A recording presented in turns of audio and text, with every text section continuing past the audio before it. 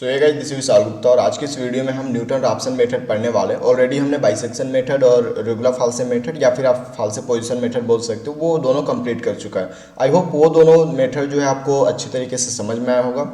सो यहाँ पे अगर हम बात करें न्यूटन राप्सन मेथड की, तो चलिए इसको ग्राफ के थ्रू पहले समझ लेते हैं। अगर ये हमारे पास एक स्लोप गिवन है, सो यहाँ पे हम एक टेंजेंट खींचते हैं, राइट। टेंजेंट खींचते हुए ये देखो आप, अगर यहाँ पे हमारे पास रूट है, ये अगर सपोज ये हमारे पास रूट है, तो ये आप देख सकते हो कि पहले टेंजेंट के बाद कितने हम पास आ गए, और सेकंड टेंजेंट जैसे ही हम करते हैं तो और भी पास आ जाते हैं। मतलब यहाँ पे भी हम 3 से 4 स्टेप में बहुत ही अच्छे तरीके से आंसर के पास आ जाएंगे, अपने रूट के पास आ जाएंगे।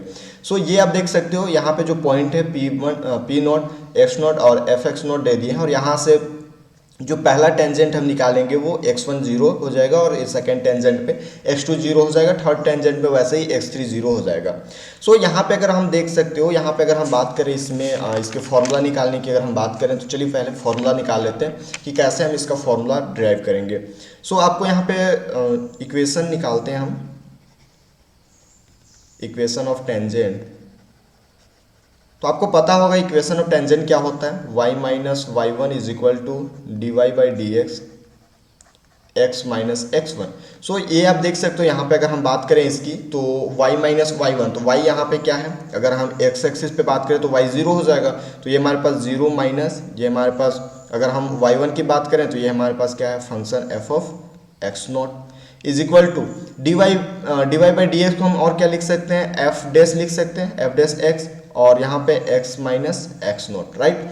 सो ये आप देख सकते हो, अगर हम यहाँ से निकाले x माइनस एक्स नोट की अगर वैल्यू निकाली, इसको हम x1 कर लेते हैं, x1 माइनस एक्स नोट की अगर हम यहाँ से वैल्यू निकालें, तो ये आप देख सकते हो, ये भी नोट कर लेते हैं। सो x1 माइनस एक्स नोट की अगर हम वैल्यू यहाँ से निकालें, तो ये हमारे पास हो जाएगा minus of f x naught divided by f dash x naught. So यहाँ से अगर हम x1 की बात करें, तो x1 का वैल्यू हमारे पास हो जाएगा x naught minus f of x naught divided by f of dash x naught. So ये हमारे पास आंसर हो गया, ये फॉर्मूला हो गया। और यहाँ से अगर हम एक फॉर्मूला की बात करें जो कि हर एक एग्जाम के मतलब हर एक जगह हम अप्लाई कर सकते हैं, तो अगर इसका फॉर्मेट देखें, फॉर्मेट में अगर हम इसको निकालें, तो ये हमारे पास हो जाएगा x n plus one is equal to x n minus f of x n divided by f dash x n, और यहाँ पे जो एफ डैश एक्स एन है उसका वैल्यू 0 नहीं होना चाहिए, यहाँ पे कंडीशन है।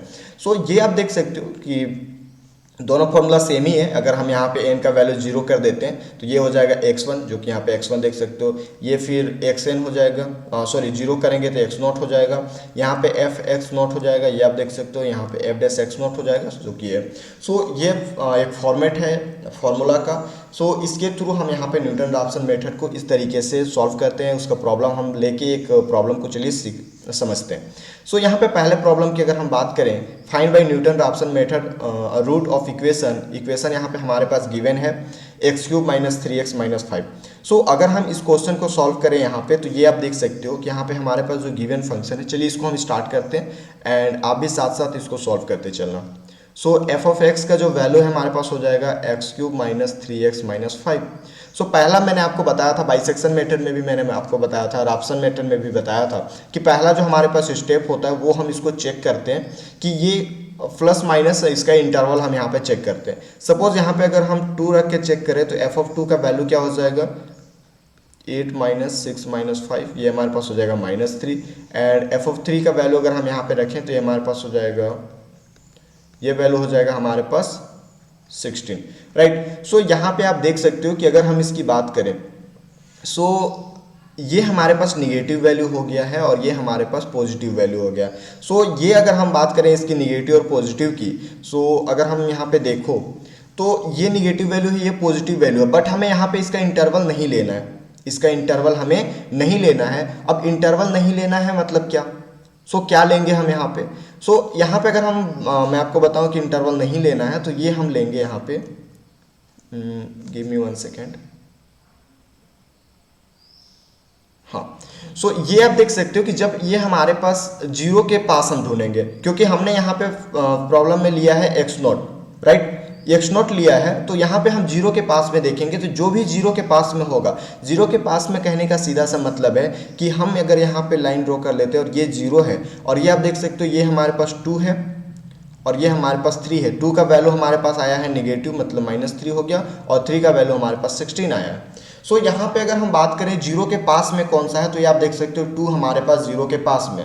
तो यहाँ पे जब हम न्यूटन रैप्सन मेथड को सॉल्व करेंगे तो हम उस वैल्यू को रखेंगे जो कि जीरो के पास में।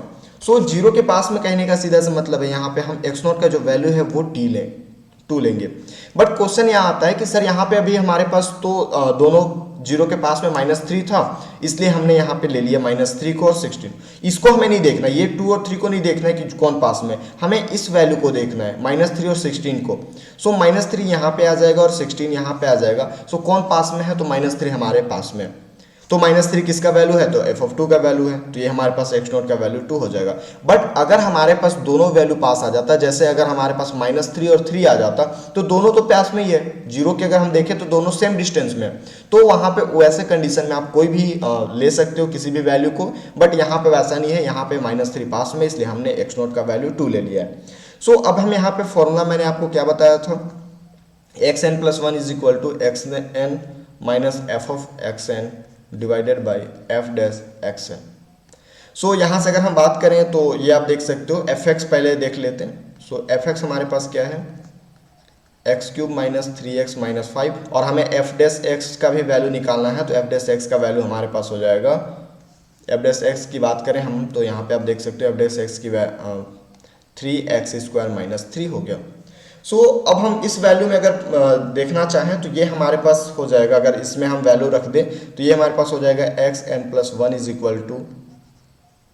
= xn माइनस f(xn) का वैल्यू क्या हो जाएगा, xn³ - 3xn - 5 divided by 3xn² - 3।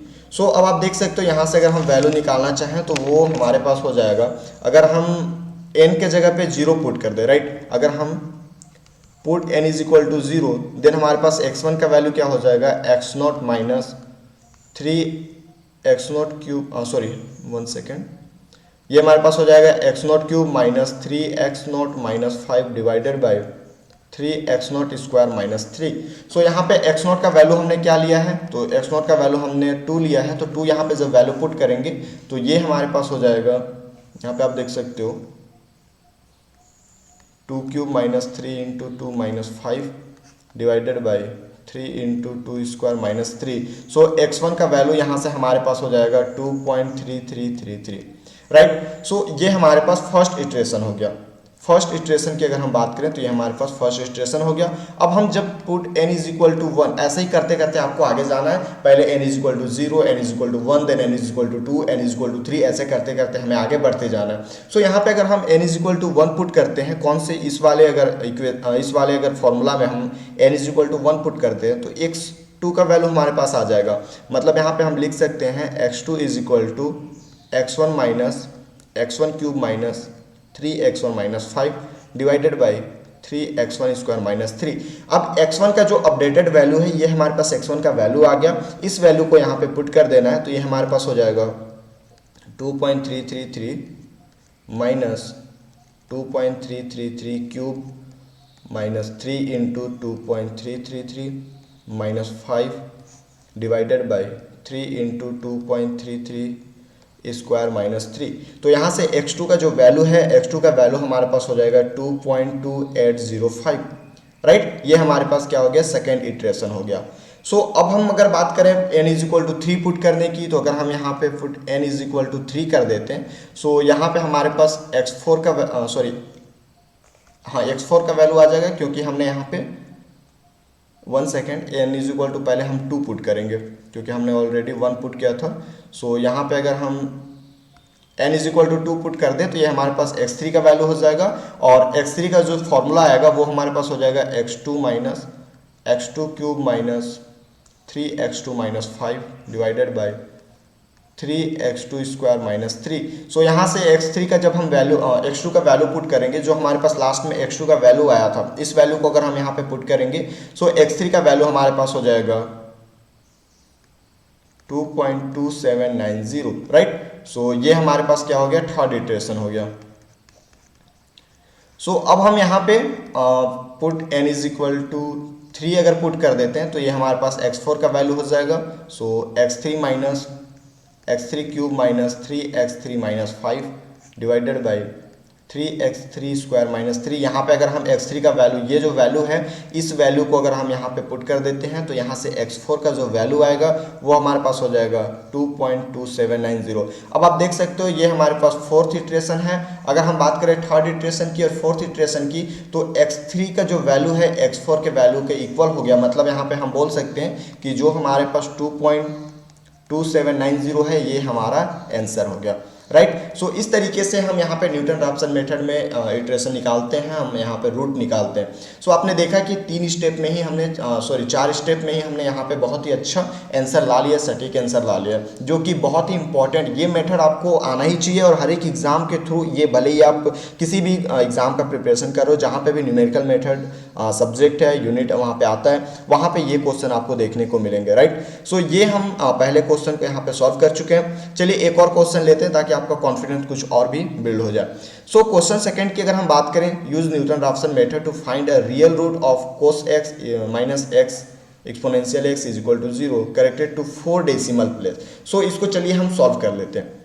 सो यहाँ पे अगर हम बात करें तो ये हमारे पास फंक्शन गिवन है cos x minus x exponential x, right. So अगर हम यहाँ पे चेक करें तो ये हमारे पास आप देख सकते हो ट्रांसेंडेंटल इक्वेशन दिया गया है। सो यहाँ पे अगर हम f0 की बात करें तो ये f0 हमारे पास अगर हम 0 पुट करते हैं तो ये पूरा वैल्यू 0 हो जाएगा।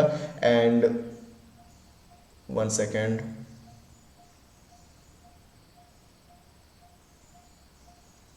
अगर हम यहाँ पे बात करें इसकी तो ये हमारे पास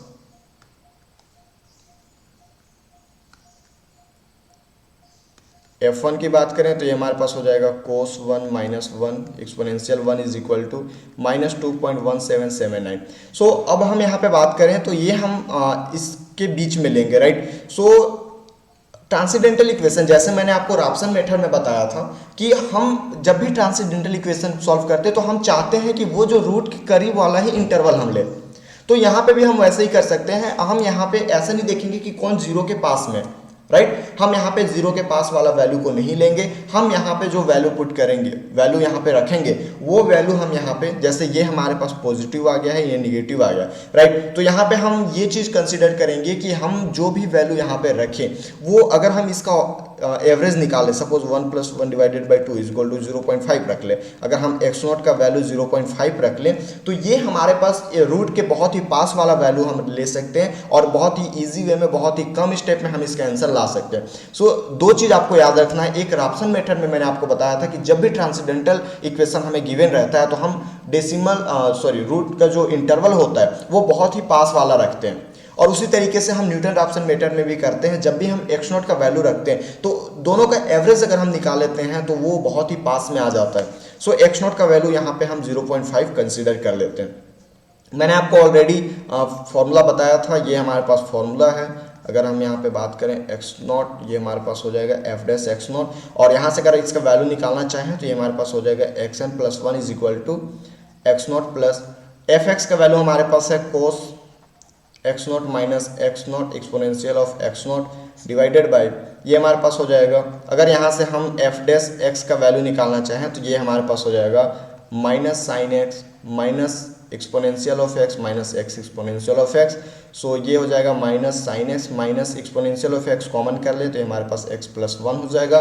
देन यहाँ पे आप लिख सकते हो, ये डायरेक्ट मैं प्लस कर दिया हूँ, ये माइनस हटा के। सो ये हमारे पास हो जाएगा sine x0 plus exponential of x0 + 1, right. So अब हम यहाँ पे अपना इटरेशन स्टार्ट करते हैं। सपोज अगर फर्स्ट इटरेशन की बात करें, सो सपोज यहाँ पे आप देख सकते हो, अगर हम बात करें यहाँ पे put n is equal to, अगर हम 0 पुट कर दे तो यहाँ से हमारे पास x1 का वैल्यू होगा, और इस वाले अगर फॉर्मूला में हम 0 पुट कर देते हैं n की जगह पे, राइट, तो ये हमारे पास जो वैल्यू है वो हमारे पास हो जाएगा, ऑलरेडी यहाँ पे n था बट हमने यहाँ पे n1 कर ही लिया है, तो ये हम यहाँ पे लिख सकते हैं, ये हमारे पास x1 का वैल्यू हो जाएगा। सो ये आप देख सकते हो x1 का वैल्यू, फर्स्ट इटरेशन यहाँ पे हम स्टार्ट करते हैं, put n is equal to 0। So ये आप देख सकते हो यहाँ से x1 का वैल्यू होगा, और यह हम यहाँ पे x0 का वैल्यू अगर 0.5 पुट करते हैं तो x1 का जो वैल्यू आएगा वो आप देख सकते हो 0.5182 आएगा। सो इस तरीके से आपको कैल्सी में सॉल्व करना है और आप यहाँ पे स्टेप एक भी स्टेप आपको छोड़ना नहीं है। एग्जाम में अगर सारे नंबर आपको चाहिए, जितना भी नंबर जितने भी मार्क्स का है वो मार्क्स आपको चाहिए, तो आपको एक एक स्टेप करना होगा। मैं ऑलरेडी यहाँ पे कुछ कुछ स्टेप छोड़ दे रहा हूँ क्योंकि ये बहुत ही वीडियो फिर लंबा हो जाएगा और आपको खुद ही करना है। ये बस यहाँ पे कॉन्सेप्ट मैं बताने चाह रहा था। तो x1 का वैल्यू हमारे पास ये हो गया। अब सेकेंड अगर हम n की जगह पे क्या कर दें 1 पुट कर दें तो ये हमारे पास वैल्यू हो जाएगा x2 का वैल्यू हो जाएगा x2, फिर यहाँ पे हो जाएगा हमारे पास x1 plus cos x1 minus x1 exponential of x1 divided by sine x1 plus exponential of x1 plus 1। अब यहाँ पे x1 का वैल्यू अगर पुट करते हो तो x2 का वैल्यू हमारे पास क्या हो जाएगा 0.518। सो यहाँ पे देख सकते हो कि x1 और x2 का जो वैल्यू है हमारे पास मैच करने लगा। मतलब इस तरीके से ये हमारे पास सेकेंड इटरेशन में ही आंसर आ गया और इस तरीके से हम आंसर ला सकते हैं।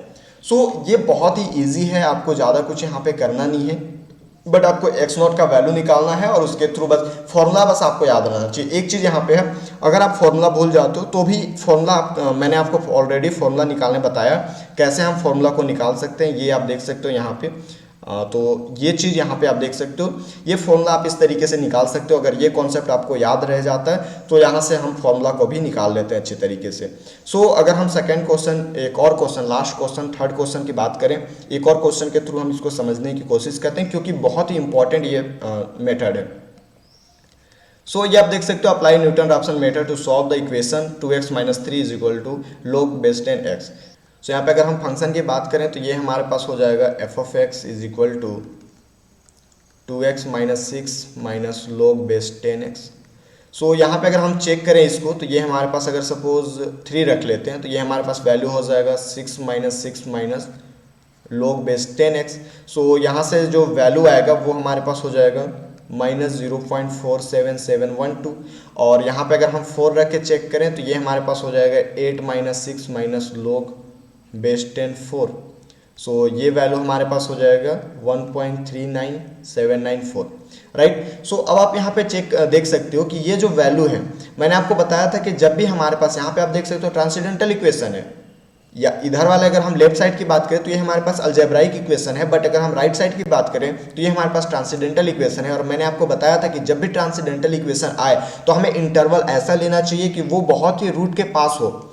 सो क्यों ना हम 3 और 4 को ना लेते हुए इसका एवरेज ले लें, मतलब x0 का वैल्यू जो है हम 3.5 ले लेते हैं।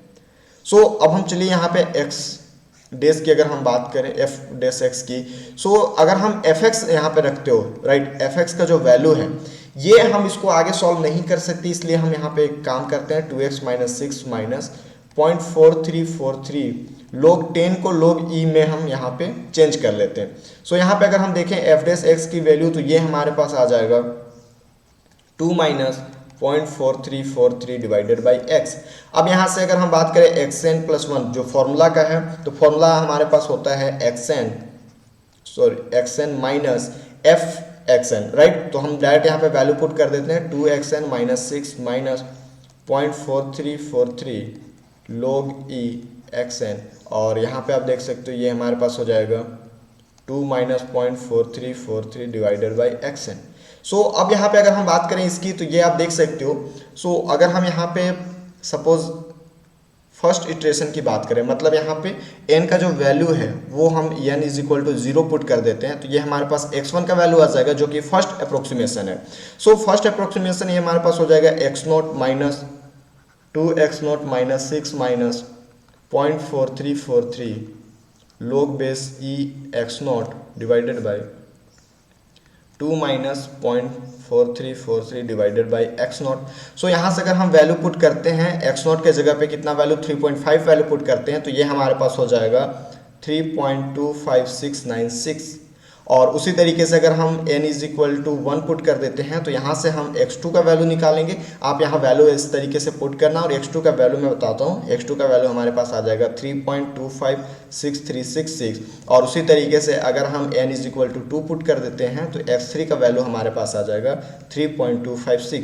ये आप देख सकते हो कि यहाँ पे अगर हम बात करें x2 की तो ये वैल्यू हमारे पास ये सेम आते जा रहा है, इसलिए हम बोल सकते हैं कि 3.256 हमारा जो है आंसर हो जाएगा, ये हमारा लास्ट रूट हो जाएगा। तो आपने देखा कि न्यूटन राफसन मेथड में कितने अच्छी तरीके से अगर हम यहाँ पे बात करें तो ये हम बहुत ही सिंपल वे में और बहुत ही कम टाइम में इसको सॉल्व कर पाते हैं और ये बहुत ही इंपॉर्टेंट आपका टॉपिक हो जाता है। सो आज हमने बहुत 3 क्वेश्चन सॉल्व किया है। उससे पहले मैंने आपको थ्योरी बताया था कि कैसे हम उसका जो फॉर्मूला होता है उसको ड्राइव कर पाते हैं। आई होप ये वीडियो आपको पसंद आया होगा, वीडियो समझ में आया होगा। अगर कोई भी डाउट हो तो आप कमेंट करके बाद में पूछ सकते हो। ऑलरेडी यहाँ पे आई थिंक सारा कॉन्सेप्ट आपका क्लियर हो चुका होगा। सो मिलते हैं नेक्स्ट वीडियो में, तब तक के लिए बाय बाय।